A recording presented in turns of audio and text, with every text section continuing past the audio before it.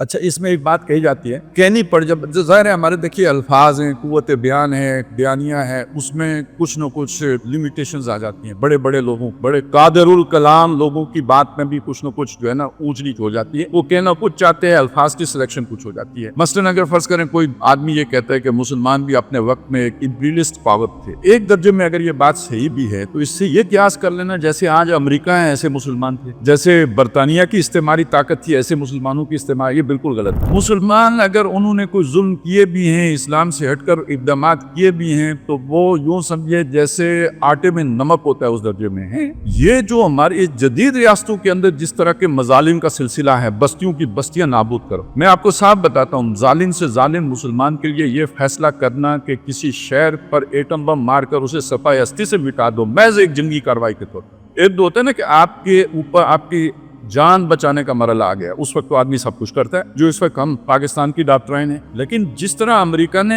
Japan پر حملہ کیا تھا وہ کوئی جان بچانے کے لیے تو نہیں، کروڑوں انسانوں کو ایٹمی حملے کی نظر کرنے کا فیصلہ کرنا جس بندے نے کیا وہ سوچیں، اسے جس کو معمولی سے ابھی آخرت کی جوابدہی کا احساس ہو وہ یہ فیصلہ نہیں کر سکتا. مسلمانوں نے اس طرح کے کوئی فیصلے نہیں کیے تھے جیسے آج کی استعماری طاقتیں کرتی. یہ ایٹمی حملہ تو چونکہ ظاہر نظر آتا ہے، وہ ہر ایک کے سامنے بیان کریں اسے سمجھ میں آ جائے گا. ابھی نو انسانی کو پتہ ہی نہیں چلا کہ اس ویسٹرن سیولائزیشن نے انسانوں کے ساتھ جو اصل دشمنی کیا وہ کیا ہے، جس معاشی شکنجے میں کسا ہے، اور جس طرح نو انسانی کو غلام بنایا ہے اپنی معاشی جکڑ بندیوں کے ذریعے سے. یہ حقائق تو ابھی کھلے ہی نہیں. یہ تو جب کھلے گے تو اندازہ ہوگا کہ یہ کتنا بڑا ظلم تھا. لوگ قوم شعیب کو بھول جائیں گے، قوم لوط کو بھول جائیں گے، فرعون کو بھول جائیں گے، نمرود کو بھول جائیں گے، جو آج کے نماردہ اور فرائنہ ان کے ساتھ کر رہے ہیں اور بڑے سیٹل طریقوں سے کر رہے ہیں. اس کی سمجھ نہیں آتی، لیکن ہے یہ بھی اپنی جگہ پہ ایک بات. پھر جس طرح ملکوں کے ملک فتح کیے جاتے ہیں، انہیں شکنجے میں کسا جاتا ہے، ان سے اپنی مرضی. ابھی آپ کے سامنے جس طرح کی دو نمبریاں بے ایمانیاں جو کی گئی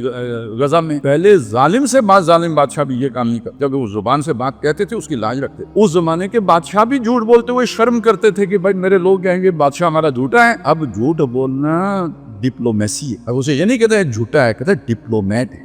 یہ جو اخلاقی گراوٹ آئی ہے اعلیٰ طبقات میں آئی ہے، اور جس طرح سے پھر انسانوں کو اس نے شکنجے میں جکڑا ہے، یہ تو ابھی ہمیں یہ حقائق معلوم ہی نہیں. ابھی وہ آنکھ خود ہی کی کھلے گی تو پتہ لگے گا یہ کتنا ظلم ہوا ہے. تو مسلمانوں نے ایسا کوئی ظلم نو انسانی کے ساتھ نہیں. یہ صرف اس شیطانی دور کے سارے چرخے ہیں جو لگے ہیں.